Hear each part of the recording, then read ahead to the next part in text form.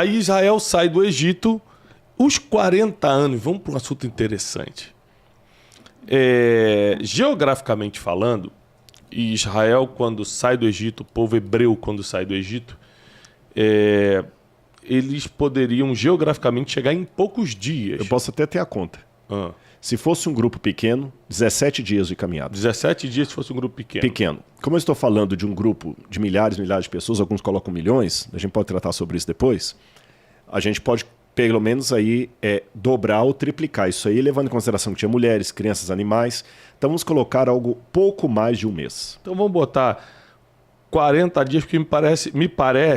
Um número muito razoável para os 40 anos. Exatamente, me parece uma simbologia interessante. Até eu falo assim, 40 dias para espiar a terra, cada dia por um ano eu te dei. Só que, pessoal, eles não ficaram 40 dias, que era o que geograficamente levava. Eles levaram 40 anos. Ficaram literalmente andando em círculos ali na Península do Sinai. Durante 40 anos. Até morrer toda aquela galera. Exatamente. Vamos lá. Tem algumas coisas que me chamam a atenção na fase do deserto. Eu queria que você me esclarecesse. O primeiro delas é como é que pode um escravo, porque o povo hebreu era escravo, no meio da sua caminhada para a liberdade, porque o maior anseio do ser humano, isso é ciência, é a liberdade. Ele não consegue lidar com escravidão. Liberdade, e alguns chamam também de felicidade, mas a liberdade ainda é mais forte do que a felicidade. A busca, o anseio do ser humano. Como é que pode o ser humano ter ficado anos sendo escravo, ele está agora na busca da liberdade, no caminho da liberdade, parar, suspirar e falar que saudade das cebolas do Egito. Ou seja, que saudade daquela comidinha. Era ruim, mas era certa. O ser humano, ele realmente acostuma com a escravidão, é mentalidade baixa, é algo espiritual. Ao que se atribui essa murmuração sem fim do povo hebreu no deserto? Eu acho que pode ser É coisa de ser humano ou é coisa de hebreu? É de ser humano. E é um cômputo de tudo que você falou. É espiritual, é crença limitante, uma série de coisas. Lembram daquele Papillon, o homem que fugiu do inferno? Uma história real. Já houve um filme, um remake, um segundo filme aí do Papillon. Ele fugiu esqueci o nome da prisão que ele fugiu lá. Enfim, na primeira versão do filme, eu estou tentando lembrar, nas Guianas, ele estava preso nas Guianas. Na primeira versão do filme, tem uma cena emblemática. Ele é jogado numa solitária, num buraco, e ele fica ali dias e dias na escuridão. Quando ele vai sair da solitária, que eles abrem ali o coisa, ele olha a luz do sol e corre para debaixo da cama. Ele estava tão acostumado com as trevas que ele vai para ali, é o mundinho dele. Então nós temos um fenômeno, eu vou partir do psicológico para chegar no espiritual, que muitas pessoas às vezes se acostumam no sofrimento porque é o mundinho dele, apesar dele estar sofrendo, é onde ele tem um certo controle. Síndrome de Estocolmo é um outro exemplo, aquela pessoa que é apaixonada pelo sequestrador. Pelo bandido. E quem trabalha, por exemplo, não estou banalizando a coisa, estou falando de uma realidade. Quem trabalha com violência contra a mulher, percebe isso, que a grande dificuldade de botar muito vagabundo na cadeia é que às vezes a própria mulher dele não deixa. Repito, gente, falo isso com muito carinho e muito cuidado, não estou banalizando, estou falando de uma realidade. E se você tiver algum policial nos assistindo, algum advogado, pode colocar se eu estou mentindo. A maior dificuldade, às vezes, para colocar um vagabundo na cadeia é convencer a mulher que apanhou a fazer queixa-crime contra ele. Sim. Porque às vezes ela tem medo de uma represália dele, tem medo dele não ficar preso e ir lá e vingar, tirar o filho dela. Tem uma série de circunstâncias que leva a pessoa, então, a ficar preso naquilo que o oprime. Então, a primeira coisa que você tem que fazer para libertar uma pessoa não é cortar as algemas dele, é mostrar que ele pode andar sem aquelas algemas. Por isso que Deus não os levou direto para a Terra Prometida. Eles tinham que passar pelo deserto. Tinha que ter uma limpeza? Mesmo que fosse por pouco tempo, tinha que ter uma limpeza. E o deserto no Oriente Médio é símbolo de preparação para uma grande missão. Pode olhar que todos os grandes homens e mulheres de Deus, quando foram chamados, passaram pelo deserto. Jesus passou pelo deserto, Moisés, você tem Elias passou pelo deserto. No Apocalipse, quando fala do povo de Deus como uma mulher vestida de sol, ela passa 1260 dias no deserto para se preparar para entrar na Nova Jerusalém, no Apocalipse. Paulo, quando se converte, antes de começar a pregar, ele vai passar 3 anos lá no deserto da Arábia. Então, deserto é o lugar que você prepara. Então, Deus falou o seguinte, olha, para que vocês tenham cabeça de pessoas libertas, eu tenho que primeiro preparar vocês. O problema foi que eles reprovaram na preparação, no exame. Sabe aquele. O exame do BOP. O Ibope. Do BOP. Foi fazer o exame para entrar pro BOP. Ou aquele funcionário que você tinha uma carreira promissora para ele, mas ele já é reprovado no estágio. Não tem 3 meses que assina a carteira como. Esqueci o nome que dá. Experiência. É o que o Wesley está dizendo. Na experiência, você tem que demitir o sujeito. Então, esse foi o problema deles. Eles saíram do Egito, repito, mas o Egito não saiu. Então, a gente tem que vencer. E partindo para a realidade hoje, perguntar assim: eu estou pedindo a Deus a liberdade, mas eu quero o preço de ser livre. É aí que eu termino a minha resposta com essa informação importante. Ser muito livre também envolve em compromisso, responsabilidade e dádiva. Não, ser livre é mais difícil. É mais difícil. Porque você que vai ter que escolher, ninguém vai escolher por você. Você que vai ter que correr atrás da comida, ninguém vai botar comida para você. Ser livre só não apanha. O escravo apanha. Por que Deus perguntou ao cego: que queres que eu te faça? Pode parecer a pergunta mais imbecil, mais óbvia que alguém fala. Você tá entendendo? Eu tô aqui, eu quero lavar o meu carro. Aí você chega lá: o que você quer? Um sanduíche. Quero que lave meu carro. Por que Jesus fez essa pergunta tão óbvia? O cego estava lá pedindo esmola. Todo mundo dava esmola para ele, tadinho, por causa da cegueira dele. Quer dinheiro ou quer a cura, né? Agora, no dia seguinte, ele estava enxergando, mas ele não tinha mais como pedir esmola. Ele tinha que agora arrumar o ganha-pão dele. Então, você não pode apenas almejar a liberdade. No deserto tinha maná, na terra prometida tinha que plantar e colher. Tinha que plantar e colher. Então eu estou preparando você. Daqui a pouquinho, igual andar de bicicleta, agora está com rodinha, daqui a pouquinho vai ser sem rodinha. Autoescola. Eu tô aqui do seu lado, mas daqui a pouquinho eu vou sair e você vai dirigir o carro sozinho. Na Marginal Pinheiros. Essa questão de preferir a escravidão é impressionante. Primeiro você não tem que pensar, você não tem que correr atrás de nada. Tem até uma história real, né? Que o cara não estava mais aguentando a esposa dele e foi para a porta da delegacia. Tu soube dessa, Wesley? Não. Soube não? O cara não estava mais aguentando a mulher dele. Que casamento, né, para alguns é complicado. Aí o cara não estava aguentando mais, foi para a porta da delegacia e começou a quebrar as viaturas. Começou a dar paulada nas viaturas para quebrar as viaturas para ser preso. E aí os policiais tiveram que prender, porque o cara danificou. E falou: o que houve? Ele falou: moço, eu não sou bandido, não sou nada, eu só não aguento mais minha mulher, eu quero ser preso, eu quero ficar na cadeia. E aí passou por julgamento e deram 10 anos de prisão domiciliar pra ele.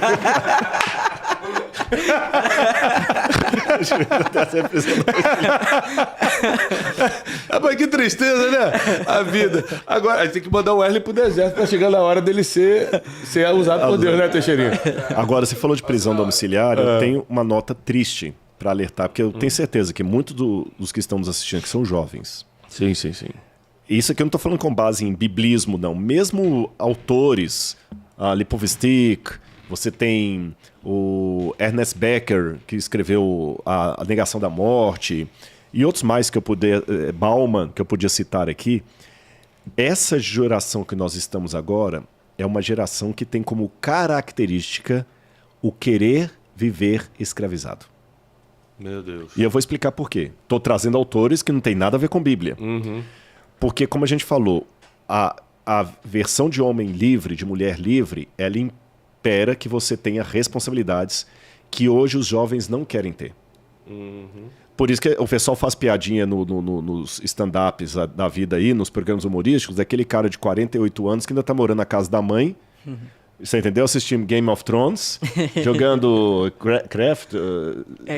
Minecraft, jogando Minecraft e xingando com a mãe porque ela foi lá e, desculpa, ela tirou a pizza suja que estava debaixo da cama dele lá. Você tá entendendo?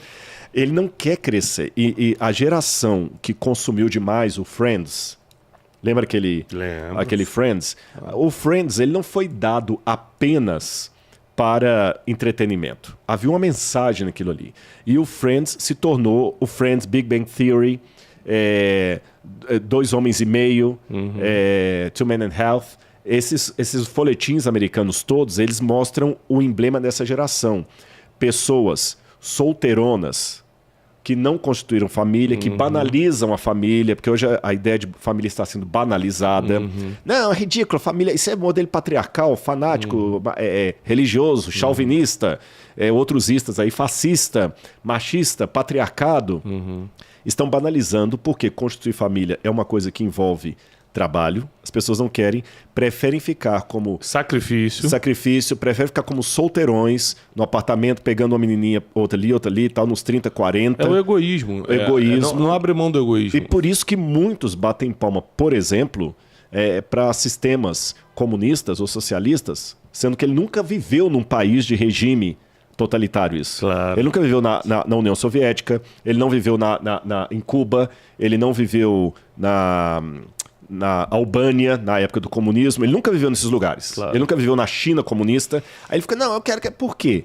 Porque é a mentalidade do escravo. Se eu tenho o Estado me garantindo o meu ganha-pão, tá tudo certo. tá tudo certo, que eu não preciso correr atrás do meu pão. É pouquinho, mas é seguro. Mas, e se a gente falar de outros tipos de escravidão, tem um livro recente da doutora Anna Campbell, se eu não me engano, Anna Campbell, que chama-se Nação Dopamina.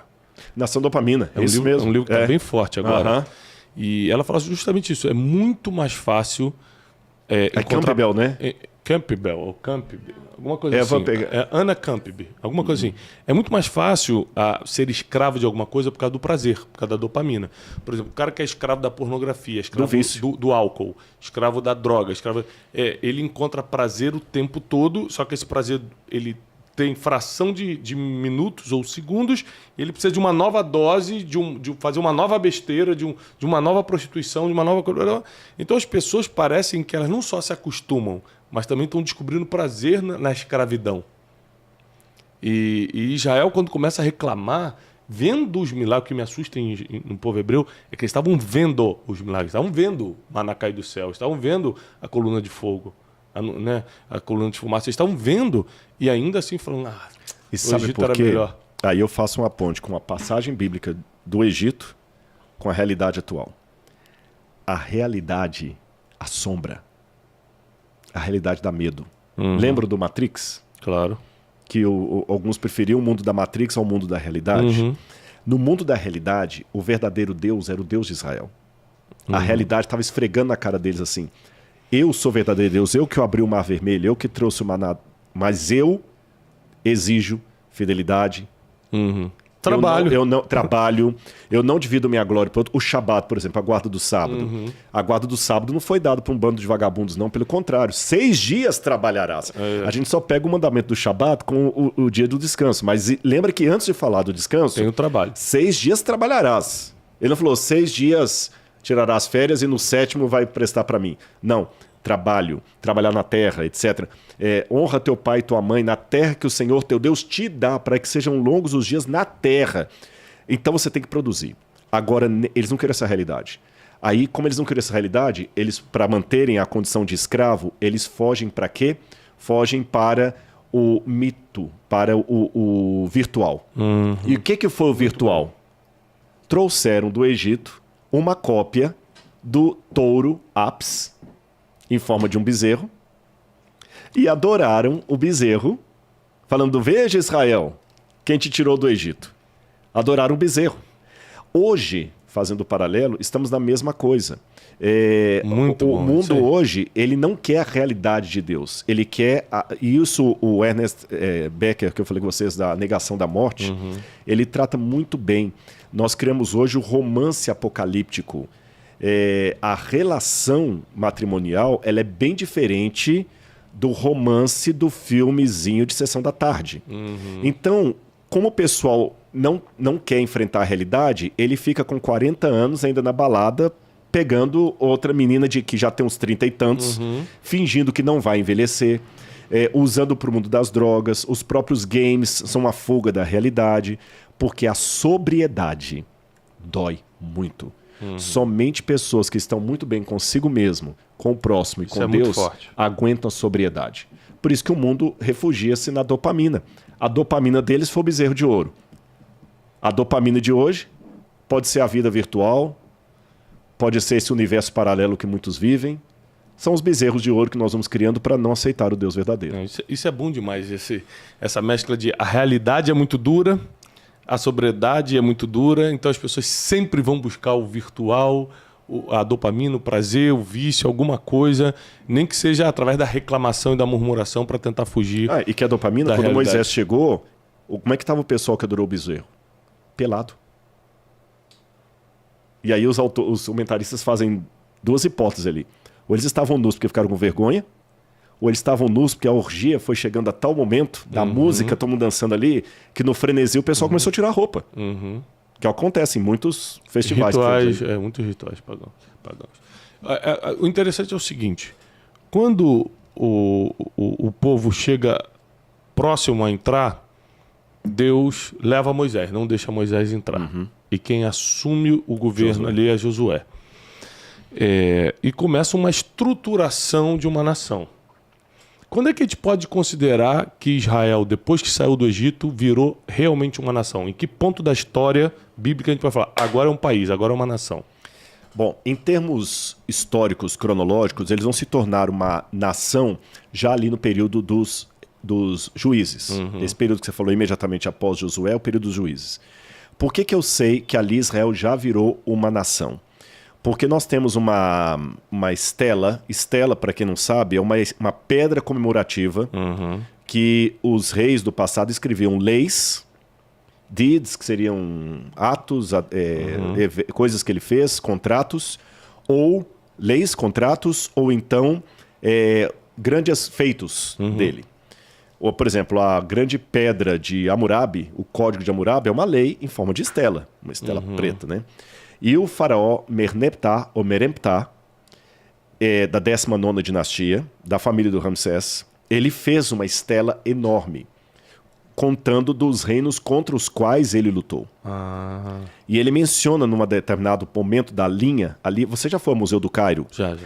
Não sei se você, quando foi com o seu guia, se ele mostrou a estela de Meremptah, porque ela fica debaixo, está no museu antigo ainda, ela fica debaixo de uma escada lá no fundo, pouca gente vai lá.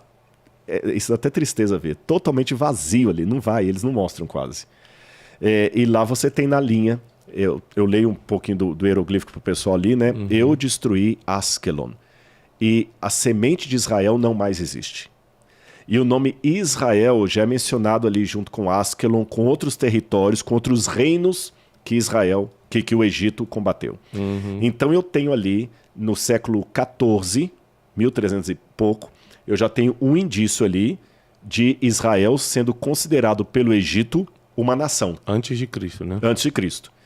E se eu estou falando de 1300 e alguma coisa antes de Cristo, você vai ter o primeiro rei de Israel por volta... Estou arredondando os números, tá? Vamos pegar 1300 e vamos colocar ali o Saul em 1100. 200 anos antes da monarquia, 200 anos antes de Saul, já era considerado um povo.